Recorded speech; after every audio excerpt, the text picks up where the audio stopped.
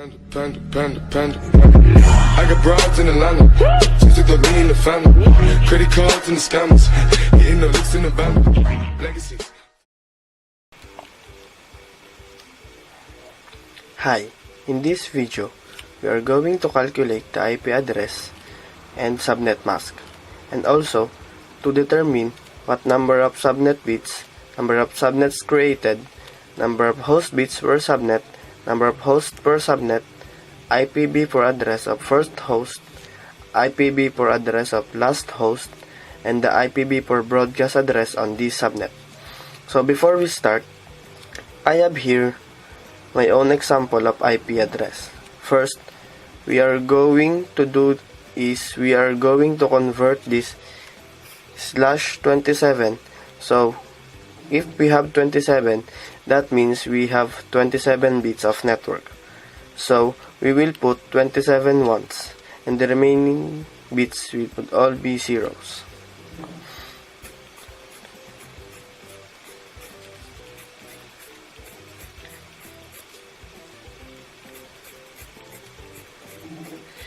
This is 8 bits.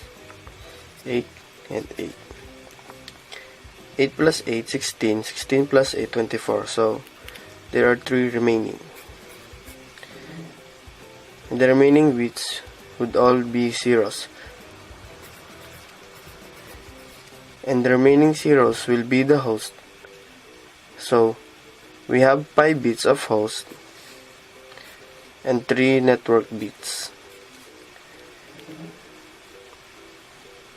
And if we add these 3 network bits, we are going to get 224. How are we going to get the answer? First, we must add 128 plus 64 is equals to 192. 192 plus 32 is equals to 224. So, we get the exact answer, and we will put 0 at the remaining bits.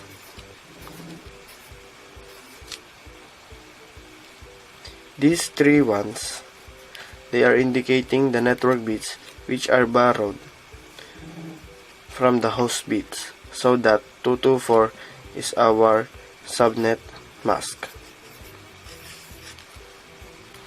The 3 numbers here can't be changed because they are all network. Network. So we could even just write in the network address.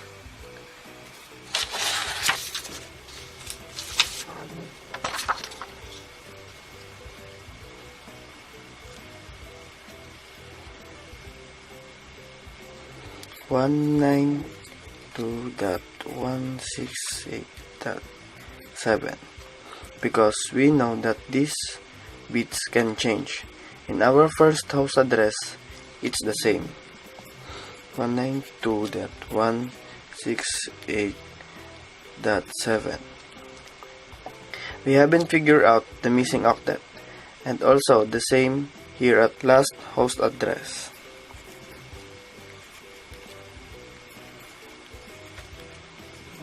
And also at broadcast address.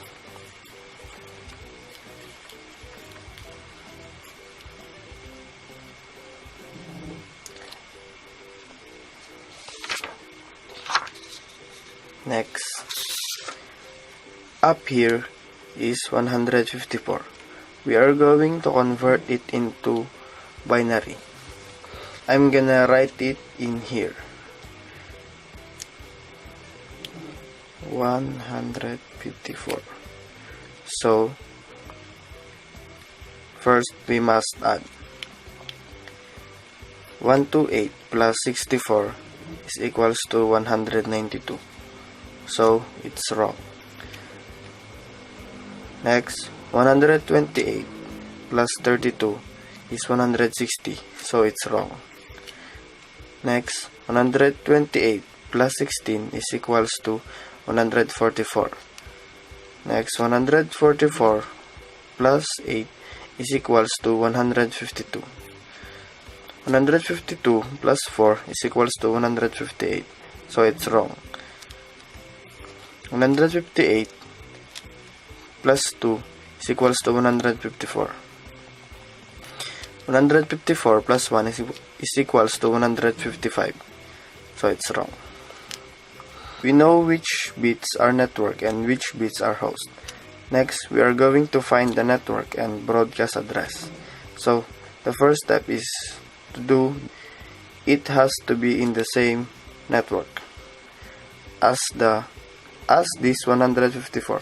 So that network bits must match. So we're gonna draw a line.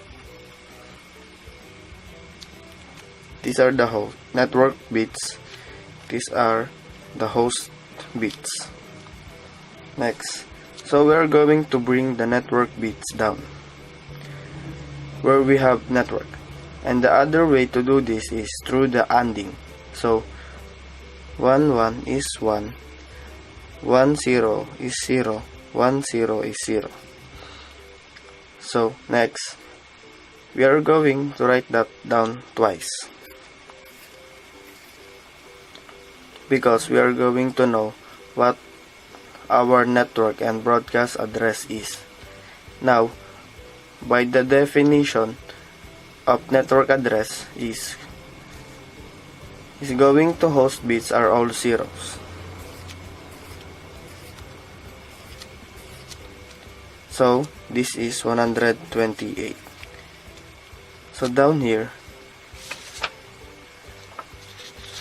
I can fill in what the network address is. That 1, 2, 8. 128 in that last octet. Now let's go figure out the broadcast. The definition of broadcast is your host bits are all ones. So I'm gonna write ones here. So we can compute it. 16 plus 8 plus 4 plus 2 plus 1 is equals to 31.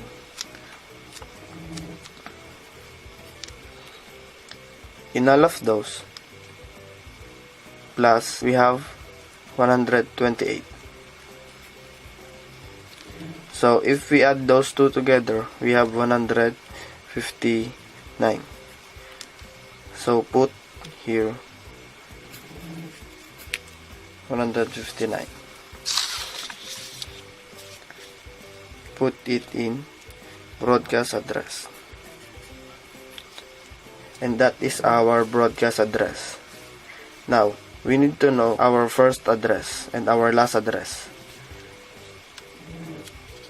The first address is always right after your subnet mask. So, that be 129. And the last address is always going to be right before the broadcast address, 158. So I will put 158 in my last address, and I'm going to put in the number 129 as my first address. Another thing we can do here is we need to count how many bits did we have for network. So 1, 2, 3. So I write 2 the number of bits in network, so 3. So 2 to the third. Now 2 times 2 is 4. 4 times 2 is 8. So I have 8 subnet bits, and by converting to the power of 2, and 256 is the subnet created. We should write it in here. The number of subnet bits is 8. Number of subnets created 256. Next, I will count how many hosts I'm going to have. 1, 2, 3, 4, and 5.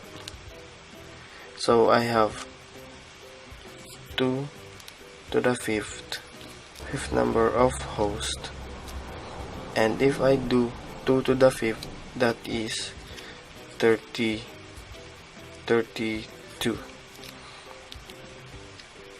Now, when we do host, we are going to do is we're going to the 2 to the fifth minus 2 to figure out how many hosts per subnet we have. So 32 minus 2 is 30, because we borrow 1 for our subnet address and we borrow 1 for our broadcast address. That's why we have to subtract it to 2. So we have 30 hosts per subnet in that network. Oh, and I almost forgot that the subnet mask is 255.255.224, and also we would write it in here, 255.2.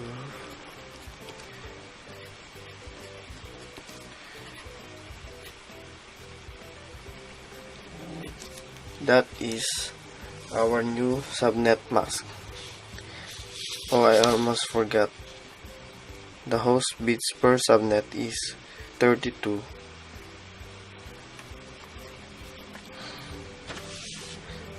And the number of hosts per subnet is 30.